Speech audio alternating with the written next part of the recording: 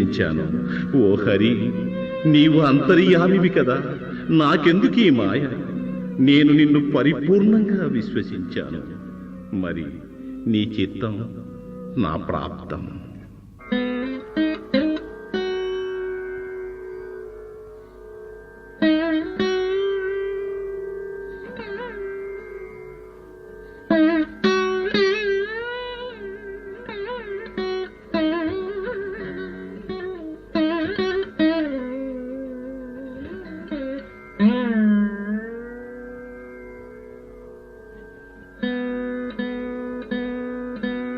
ఎక్కడి మానుష జన్మం బెత్తిన ఫలమేమున్నది? నిక్కము నిన్నే నమ్మితి నీ చిత్తం బికరు,